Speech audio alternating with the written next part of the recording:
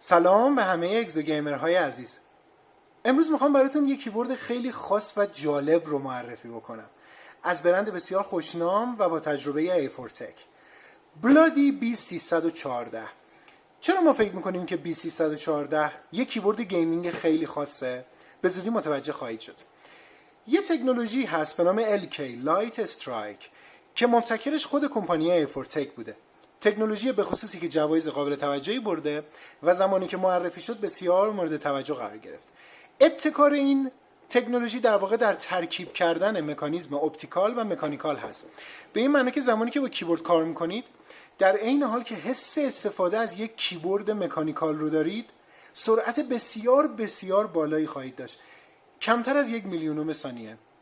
خیلی خیلی کمتر از 1 میلیونم ثانیه. استفاده از 9 کلید برای تعریف کردن دستورات ماکرو و همینطور نوردهی زیبا از دیگر ویژگی‌های این کیبورد. علاوه بر این که دوست خیلی خوبیه، به این خاطر که سالهای سال کنار آدم میمونه. آزمایشات و تست‌هایی که روی این کیبورد انجام شده نشون داده که عمر کلیدها بیش از 100 میلیون بار کلیکه.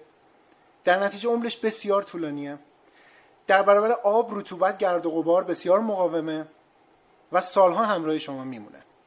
خب ظاهر کیبورد چیزیه که شاید تا حالا زیاد ندیدین.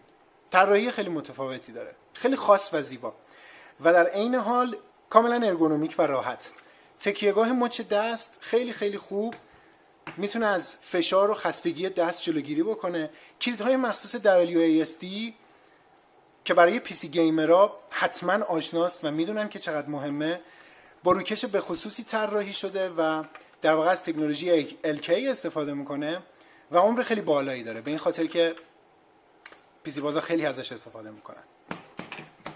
و همینطور البته 9 تا کلید قابل برنامه‌ریزی رو هم نشونتون بدم. شما میتونید دستورات ترکیبی کلیدهای مختلف رو با نرم افزار ایفورتک روی این کلیدها تعریف بکنین و ازش توی بازی‌های مختلف استفاده بکنین.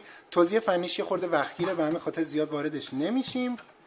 بذارید من پایه‌های کیبورد رو باز بکنم تا زاویه‌اش رو بهتر ببینین.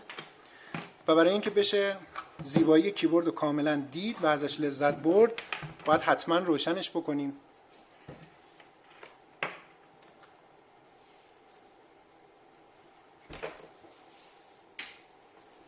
خب همونطور که میبینین کیبورد نوردهی خیلی زیبایی داره. نوردهی کیبورد، شدت نور چراغ‌ها کاملا قابل تنظیمه، خیلی راحت و همینطور رنگ‌ها و افکت‌ها خیلی زیباست، زیبا و دوست داشتنی. چیزی که این کیبورد رو خیلی خاص میکنه اینه که تنها حدود 700,000 تومان در زمان ضبط این ویدیو قیمت داره. این نشون میده که همیشه هم لازم نیست برای داشتن یک کیبورد حرفه‌ای گیمینگ هزینه خیلی سنگین بکنیم. با کمتر از 1 میلیون تومان میشه یک کیبورد گیمینگ بسیار زیبا داشت، با عمر و دوام بالا، نوردهی RGB، تنظیمات ماکرو، امکانات نرم افزاری و هر چیزی که یک کیبورد خوب، زیبا و ارگونومیک برای گیمینگ نیاز داره.